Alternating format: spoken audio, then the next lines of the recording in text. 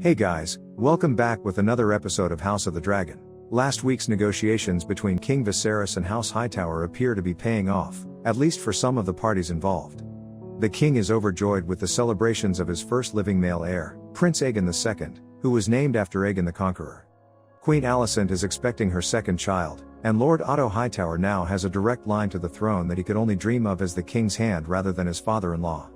Only Princess Rhaenyra, whose claim to the throne has been weakened by the birth of her baby brother, and Prince Daemon appear to be unhappy with this turn of events. But when has Prince Daemon ever been happy? Perhaps he finds some solace in riding his dragon into the Stepstones and burning the crabfeeder's men, and some of his own men as well. No scene in the history of the Game of Thrones universe has ever made the monarchy's disdain for its subjects as clear, as Daemon landing his dragon right on top of a poor sailor that was just thrilled that the prince had come to save him. It was an A+ performance. Daemon couldn't see it because he was too busy spitting fire all over the place. Unfortunately, this attack was insufficient to end the fight against Prince Drahar. With the war dragging on for 3 years, the Triarchy has retreated to the Bloodstones caves, where Daemon's dragons cannot reach them, and the king's rogue brother may soon face trouble in his own ranks. King Viserys is aware of his brother's predicament, but he couldn't care less. Having a baby boy around has blinded him to anything other than partying, jousting, and hunting, just as it did in episode 1. As one lady put it, he chooses to ignore the fact that whether he admits it or not, the crown is already at war. This voluntary blindness may cost Viserys some support from the higher houses, which the king cannot afford right now. Many lords are irritated that Viserys has yet to declare Aegon as his official heir, and his very public fight with Princess Rhaenyra in the midst of his son's name day hunt didn't help his popularity. Rhaenyra's rage at the king stems from more than just feeling threatened as the heiress to the throne, or feeling betrayed by her former best friend.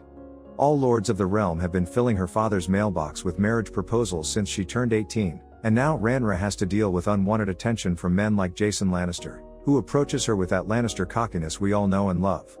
His remark about the wonders of Casterly Rock and how wealthy his family is causing Rhaenyra to start a commotion, and storm out of her brother's party with Ser Criston in tow. And she hasn't even heard about Lord Otto's plan to marry her off to Prince Aegon. Aside from heated arguments and icky marriage proposals, little Aegon appears to be having a very auspicious name day, at least for the time being. Some of the king's scouts returned to camp with word of a white hart sighting in the woods. Prior to the arrival of the dragons, the beast was regarded as the king of the forest. As a result, its sighting is a good omen for the young prince, and Lord Otto takes advantage of the opportunity to suggest that the king make the boy his heir as soon as possible.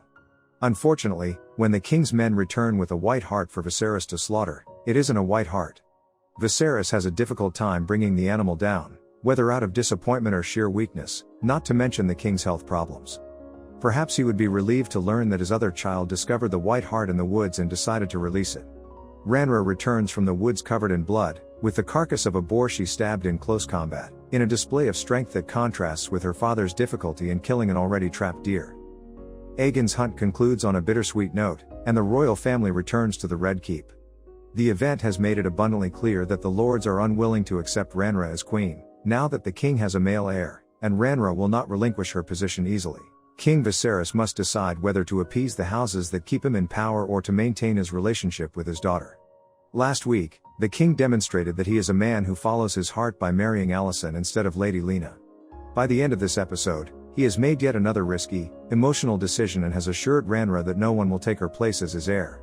And, while he reminds the princess that marriage is her duty, he also allows her to choose the best man for the position of king consort.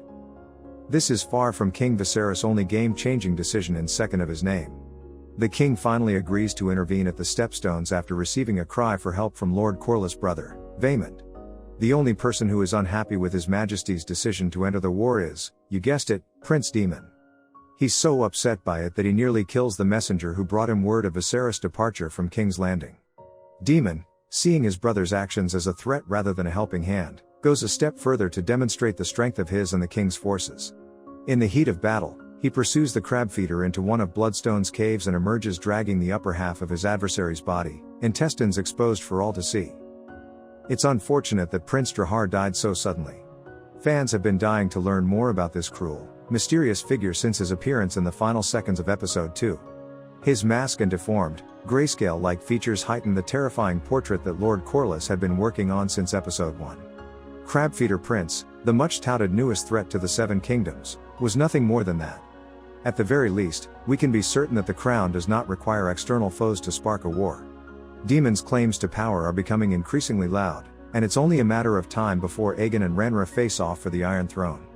And, as the late King Viserys predicted, the only force capable of bringing House Targaryen down is House Targaryen itself.